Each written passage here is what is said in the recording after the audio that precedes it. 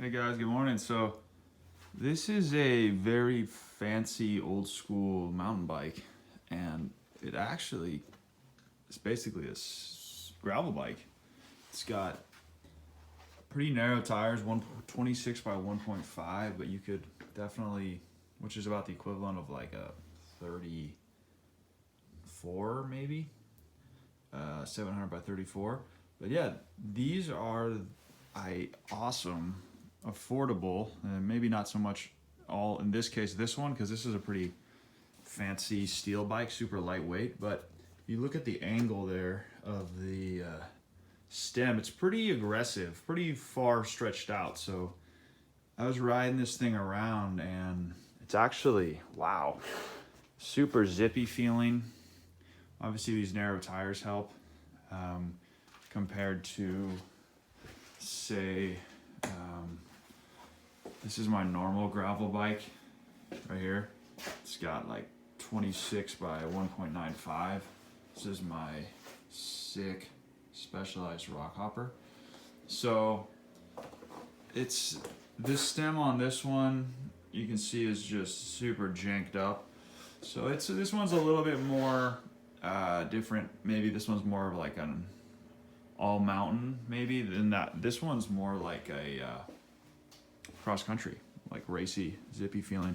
So yeah, so we're gonna talk all about vintage, older bikes, mountain bikes, anything bike related really. But yeah, we have a soft spot in our heart for the older school, like 26-inch mountain bikes that you can just convert into pretty savage little machines for just smashing your local gravel rides. On the one over there, the rock hopper, I even do, I do pretty good. I do blue, even some black mountain bike trails. Trying to work up to getting a KOM on Strava with it. See how it goes. But yeah, since there's no suspension and stuff, they can really fly down some of the certain flowy trails. What else? So this has Shimano Deore LX, which is pretty high end back in the day. It wasn't the top, but this is all one piece actually. The shifter, it's all metal with the shifter here on the back. It's all one piece integrated, and it's not actually super bulky or cheap looking like you see the new stuff today.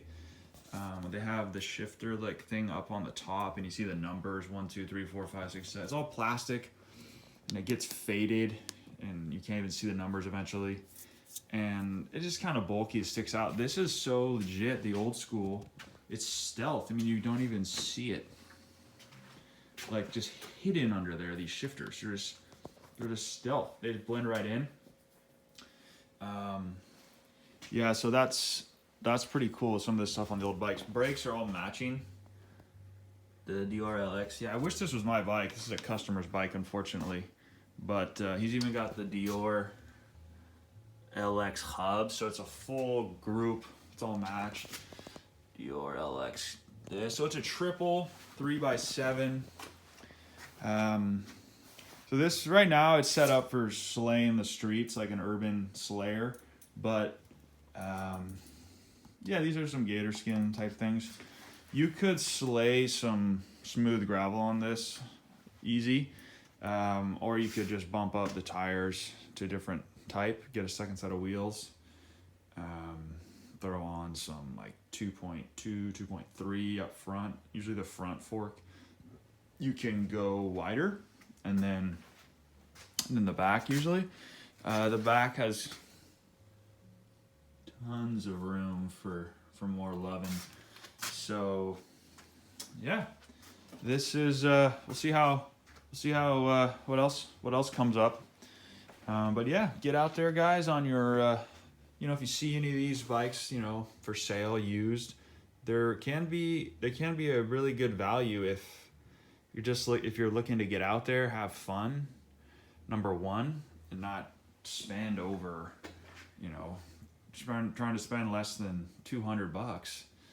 you can get a sick deal. This bike's probably going to be more at least 200 because it's kind of a high-end brand, like a niche brand. It might even be made in the USA. It says designed and assembled in California. It's chromoly, steel. It has these just little details like in the dropouts, like the brand there. So yeah, it's got some nice things going on for it. The bike is, doesn't have suspension, so that's one of the things. So if you do get one of these vintage era bikes, this era, try to get one that doesn't have any suspension fork up front. It's going to save you hassle. It's going to save you a ton of weight. And especially if you're just doing like the equivalent of like gravel riding, you don't need it. You're going to go faster without it. You're not losing pedaling efficiency and stuff. I think it looks better, maybe. There are a few cool forks from that era, this era, that they put on bikes. They were high end and they were lighter, but yes, but I'm more about the purist style of these bikes. You're better off like a bike like this than getting like a super cheap fork that they put on and it doesn't really work that well now. I don't even know if you can get it serviced, and it's heavy, chunky looking. Yeah, this is just gonna be way better if you were to want to slay the streets. You could put drop bars on it, or just, it's so stretched out, the posture, that, do you really need drop bars? The customer wanted me to do this pretty awesome wrap job. I guess this way you can grab the bars, right here, or put your arms out and just get in a nice tuck. So yeah, this could be fun. I'd like to take this on the weekly group ride, and this, when those start back up in the spring. And if I had the bike, just see how it did compared to the traditional drop bar road bikes. So yeah, things are good here at the shop. So yeah, please comment any questions, what other videos kind of you want to see. But yeah, we do work, I work on lots of bikes, but I mainly work on, the average bike that most of my customers have, which is, these kind of bikes, sub $1,000, or bikes that have just been sitting around, but most people just ride a few months out of the year. And, if the bike has been kept indoors, it's usually fine. So fix it up, just lube the cables really well, clean the chain really well, obviously check it and make sure it's not totally worn, and otherwise we'll change the chain, which is chains are really cheap. And yeah, the headset sometimes can get a little bit, it can get a little bit not so smooth feeling. This one is still okay. Sometimes you'll get it where it just doesn't even bounce back really. But as long as these generational bikes, you can just service that, clean out the grease, new grease, clean it up nice, and it usually, 9 times out of 10, that's all needed. Yeah, because so it's doing a tune-up, a really nice tune-up, going through, maybe you don't have to go through front wheel, rear wheel, but you're gonna probably have to do one of the bearings. You got bearings in the wheels, bottom bracket, here, and then front, and then this headset. So, maybe you can usually just get away with only one of them needing service at a time, and then, you're looking around $180 to $200, including everything else, like the gears and the brakes, doing all the cables for a tune-up, versus, a new bike of the same caliber, you're looking at new. Yeah, I don't even know, I think 700 maybe is probably the minimum. I don't know if you're not gonna get the same quality probably of these shifters. Everything's metal still, or a nice plastic. Obviously, rigid bikes like this are hard to find. They are coming back now. They're making them again.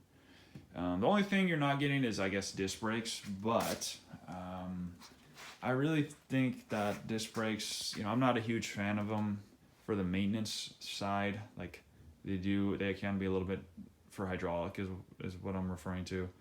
They can be a little bit more complex for the average person to do maintenance on them. The cable one is a lot better.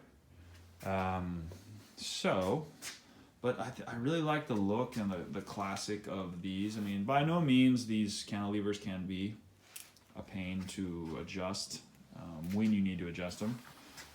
Usually they'll hold the adjustment for a while, but depending on how hard you ride, it can be hard to get it dialed in maybe the first time, but once it's dialed, it's good. It's just simple. You see everything that needs to be there. There's no like things hidden away inside brake calipers, black kind of art. So, and these brakes work really good, man. I mean, I can lock up the rear wheel easy on the front or the rear. I can lock up the front if it's wet.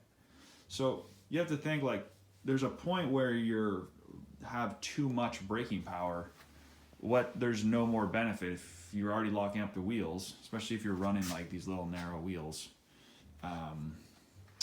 Yeah, there's not much of for like 90% of people. There's not really much benefit for having like stronger, more expensive disc brakes.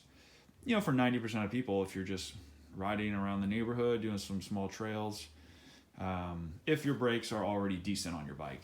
Sometimes the brakes are, you know, maybe it's just the pads. You can get upgraded pads. These are upgraded cool stop, right? Which pads make a huge difference. If the cables are not lubed, they're rusty, or when you grab the lever, it's like not just super, it's not just easy, it's not nice. You hear some crunchy noises, some gritty, but it should be nice and easy. I mean, that's huge. And also if you have levers, like, so surprisingly, these are similar brakes. And I even have the upgraded cool stop pads as well, the multicolor for supposedly dry and wet conditions. These are not super high-end brakes at all. I actually got them on eBay. They're just Shimano. I think they were like $10, but I had to put the new pads because the pads that came on it, I didn't like them at all. They were super hard and they didn't seem to grab that well. So these are a little better. There's all these hacks and tricks you can look online to adjust these brakes. Like you can adjust this arm to stick out even more, gives you more leverage, but then it supposedly reduces your modulation. But this is the thing that's the issue, I'm convinced, on this. So these are Diacomp levers, but I'm pretty sure this is plastic. So when I look at this, there's quite a bit of flex in the actual, like the whole lever body itself. And these are shorter, so I'm not also getting, I need to try something. I could also try to move this in. I just noticed a touch, and then this would move that way, and then I would be able to, it would give me because I like to do 2-finger braking still, but you know, these are technically 3 maybe. But yeah, if I move this in a little bit, I'll actually be able to grab with more towards the outer edge, and that will give me quite a bit more leverage. Because I don't usually, sometimes I'm even riding here by accident. If I'm shifting gears, I need to brake real quick. So this is not any leverage. You need to be braking way out here, you get way more leverage. But I think these levers are just flexing a lot. That's just my theory. Because the brakes on this, even though they're like almost identical looking, they're just not black. They have the same shape and everything. These, you know, they're the same basically. They have the Deore LX. I mean, I think they have the exact same shape, but these levers have like a way gnarlier, they come out, this angle of this lever, it's way more aggressive. I think I'm just getting way more leverage, maybe. And for some reason, these brakes just squeal. I don't know why. I've adjusted them. Yeah, so I don't know what's going on with those, but the brakes work good when they're really adjusted well, but certain, yeah, I don't know. But the brakes, the only issue, okay, let's just get to the chase. So the only thing I was saying is, if you do ride a lot in the rain, then there's a slight like delay of like a half of a second when you squeeze the brakes, and if it's really wet, and then the brakes, you know, take an extra second to grab. So that's the only really main thing is if you ride in really wet conditions. But who rides in really, you know, wet conditions? Probably not most people. I mean, if you're riding in really wet conditions, you're probably pretty diehard, and in that case, maybe you would be more into like a disc brake, or they even sell pads that are meant for wet too. They have more slits, so there's things you can get. I ride that bike surprisingly, like mainly I have ridden it mainly in the wet, just because where I live in the Pacific Northwest, and yeah, in the wet it's tough. It's a little loud, squeaking brakes, but it's also more of a purist thing. It's just kind of more fun, and I feel like I've had to get better riding because just use momentum, flow with the trail. A couple times I've had the brakes, and there wasn't always a brake right away because there's a delay with the wet, and I just had to send it. And I wouldn't have done that. I had like my, you know, the fancy, you know, whatever, $6,000 carbon fiber orange bike BMC, you know. So it makes the riding, like it changes the riding quite a bit. It's more interesting, fun. I have more fun riding that bike than the other bikes. Just because you don't have to go such crazy trails to like be excited or stimulated. So, yeah. And I don't know, it's just, you can get 26-inch wheels, the second set used for like $50 to $100. So I could have a second set of wheels, put on another cassette, and then put on some gravel tires if I wanted, or some full-on mountain tires, and then just have a whole nother bike. And wheels are so affordable for these 26ers. Wheel sets, tires are less common, but there's still plenty of tires to choose from, man. Maybe you're not gonna have the cool brands, the trendy Vittoria brands for 26ers, but you're still gonna have quite a few brands. Check it out yourself. And yeah, that's what's going on here. Talk to you guys soon. Take it easy. Enjoy the ride. Ride all winter.